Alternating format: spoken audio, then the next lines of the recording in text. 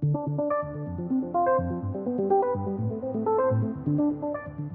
have a great question here from a new subscriber following on from our webinar today, asking our thoughts on using overbought and oversold indicators, asking whether it's worth using them or should they rather be avoided. So thanks for the question. This one is actually right up my alley because before I got started with macro fundamentals, I started out trading with just the technicals, as I think is the case for most traders.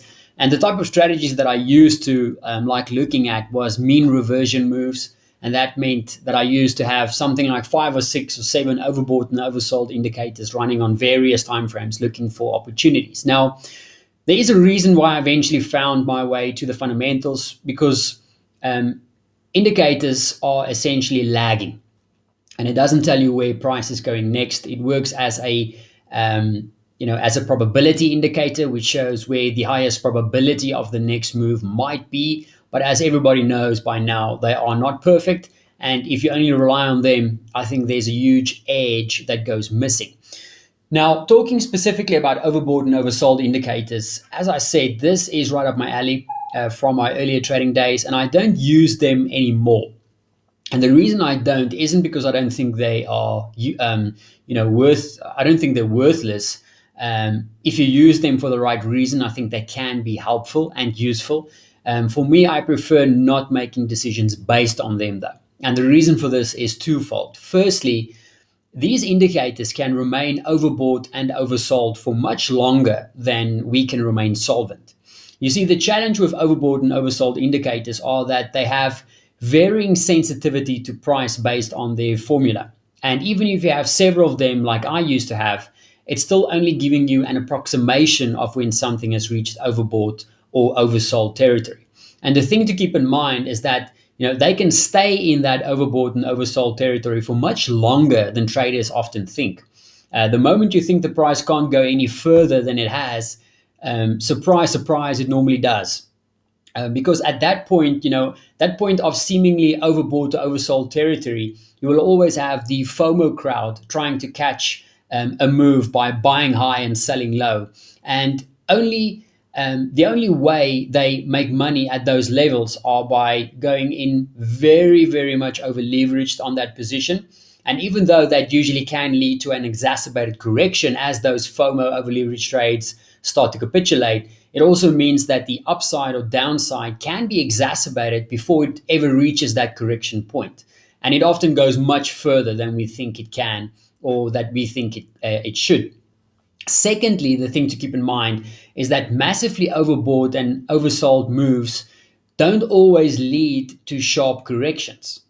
I think this is the most important part. So let me just repeat that one more time. Massively overbought or oversold prices does not always lead to sharp corrections. You see, sometimes the price just consolidates before the trends can continue higher or lower without having that sharp expected correction. There was actually a good example. Let's look at the euro versus the US dollar. Let's go to the daily. And let's add in something like the RSI. Let's just keep it simple and leave it at the current settings, 70-30, and it looks like a 14 close. Okay, so from the month of May,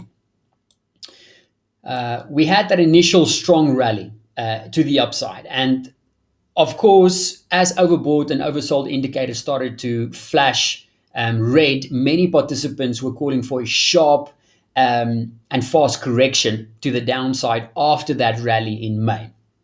Now we can see here on the RSI, we actually moved above 70 and we stayed there for quite a while, but the pair never had that very strong, massive, sharp correction to the downside. The pair basically just went range bound for a couple of days and couple of weeks until it resumed that big push to the upside.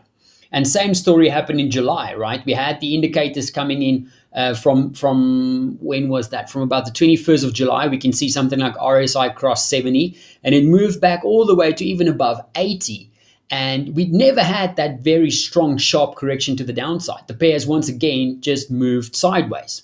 And that shows us that even though these things go into strong overbought and oversold, it doesn't always lead to that sharp correction. Sometimes the market will just move sideways, it shakes off that overbought and oversold territory, and then suddenly that moves can continue to the up or to the downside. Now, the pair might still have that sharp correction in terms of something like the euro dollar.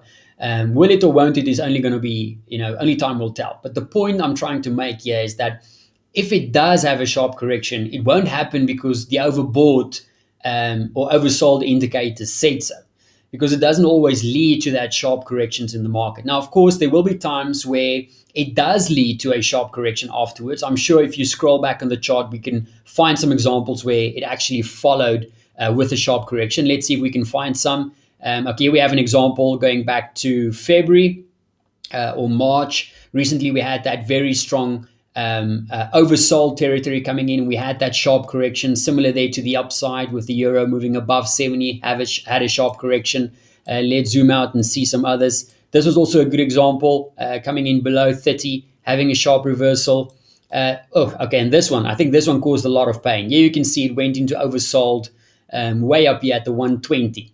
It continued down all the way, being oversold, continued down, continued down, continued down, another 500 pips. And then only we had a reversal, and it wasn't even a big one at that. So, to conclude, is it helpful? Yes, it can be helpful for us to keep on our radars, to basically keep our trades on a tight leash when we are preparing or reaching these overbought areas.